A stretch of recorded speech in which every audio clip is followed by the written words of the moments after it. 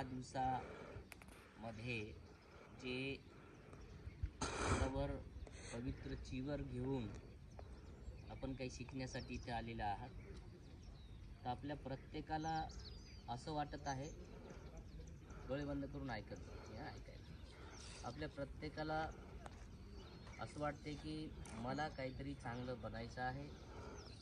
मी इतरांपेक्षा मी जेव्हा माझ्या गावात जाईल, माझ्या मित्रामध्ये जाईल, तेव्हा मला इतरांपेक्षा माझ्यामध्ये बदल झाला असं मला वाटलं पाहिजे. कारण मी हे 10 दिवस जे भगवान तथागतांच्या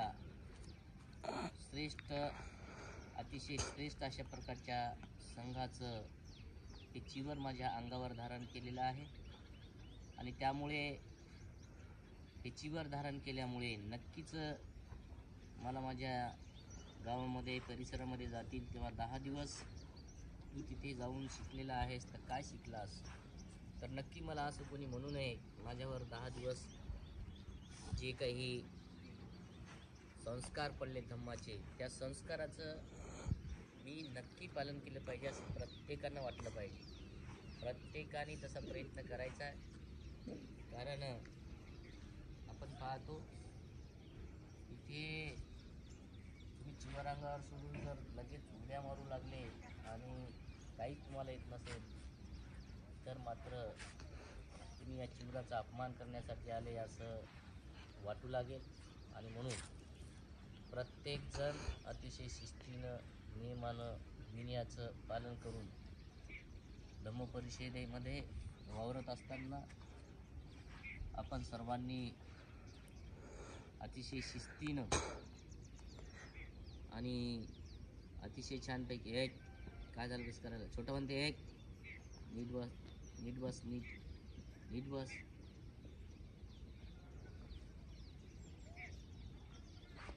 डोळे बंद करून अशा प्रकारे मांडीवर हात ठेवायचे, मांडीवर असे हात ठेवायचे आणि डोळे बंद करायचे. पाठ, मान, कंबर सरळ ठेवायची आणि येणाऱ्या जाणाऱ्या श्वासाला जाणत राहायचं.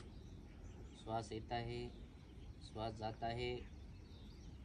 सर्व लक्ष वरच्या ओठाच्या वरी, नाकाच्या खाली येणाऱ्या जाणाऱ्या श्वासावर.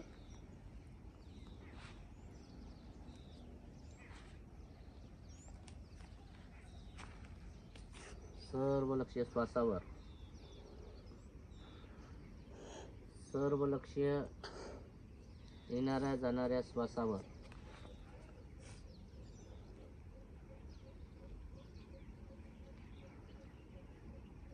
प्रत्येक श्वासाची जाणकारी झाली पाहिजे.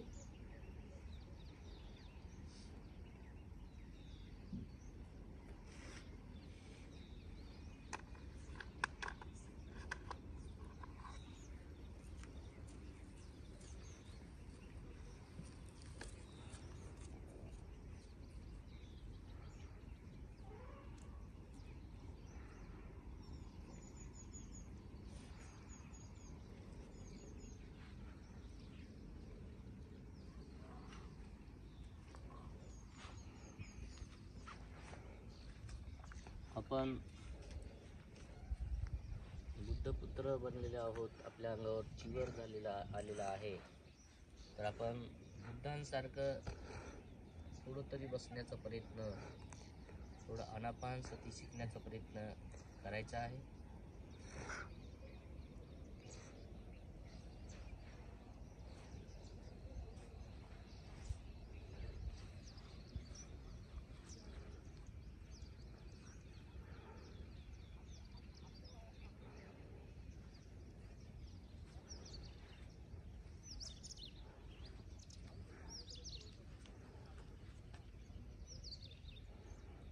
सर्व लक्ष श्वासावर, वरच्या ओठाच्या वरी, नाकाच्या खाली येणाऱ्या जाणाऱ्या श्वासावर.